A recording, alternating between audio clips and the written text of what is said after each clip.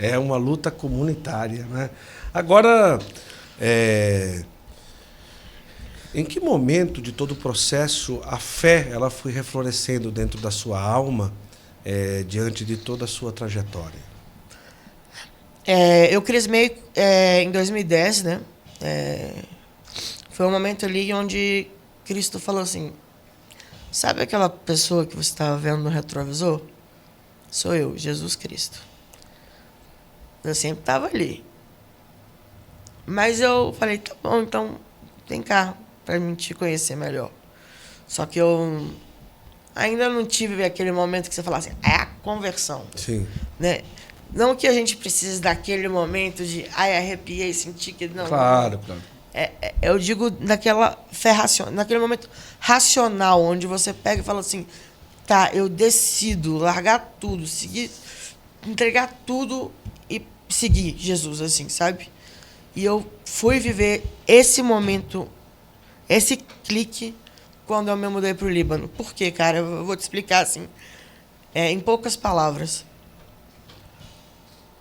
Eu crismei em 2010, fiquei até 2015 servindo na igreja, me achando uma super cristã. Sim. Porém, quando eu fui para o Líbano, me mudei para o Líbano, eu meio que perdi tudo, assim, né? A gente não tinha dinheiro, a gente estava recomeçando uma vida, eu não tinha amigos, eu não falava bem a língua, eu tinha que começar tudo do zero. Então, basicamente, eu não tinha ninguém, não tinha nada. E aí, nesse momento que eu não tinha nada, que Cristo me mostrou que eu tinha tudo. Porque eu o tinha. Uhum. E aí eu comecei a viver uma amizade real com Jesus ali. No momento de extrema solidão, foi um momento onde ele me abraçou e falou assim, agora vem cá para você me conhecer. Conhecer um amor que, independente de onde você estiver e como você estiver, você nunca vai se sentir sozinha. E aí eu comecei a viver um relacionamento de intimidade com Deus muito grande, cara, que transformou a minha vida mesmo. Então, assim, eu acho que a história ela é dividida antes e pós Jesus Cristo, né? Mas a nossa história também, né? Então, a minha história, sim, também foi dividida antes e pós, quando eu decidi seguir a Deus. E eu decidi seguir a Deus quando eu perdi tudo e entendi que Ele é o meu tudo e que só Ele basta. Como que foi a tua vida depois desse tempo, desse dia? Começou a rezar, como que foi essa nova jornada que você começou a viver? Porque aí, assim, não tem como seguir a Deus com algumas coisas que a gente faz na vida, né? Uhum. Quando a gente decide seguir Jesus Cristo, a gente vai ter que abrir mão de algumas coisas, né? Uhum. Então, eu comecei abrindo mão de algumas coisas. E, no lugar disso, colocando coisas que verdadeiramente importam. Missa diária, leitura da Bíblia diária, diálogo com Deus constante. Era algo que o meu coração tinha sede. Era algo que eu fazia sem me cobrar, porque eu fazia somente por amor. E Guto, quando a gente começa a entrar na igreja, assim, né?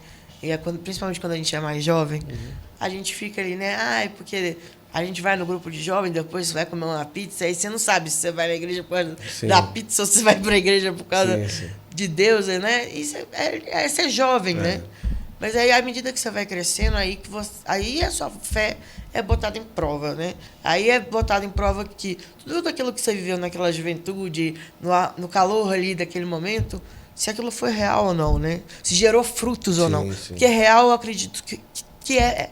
Não tem como alguém encontrar com Cristo e não ser real.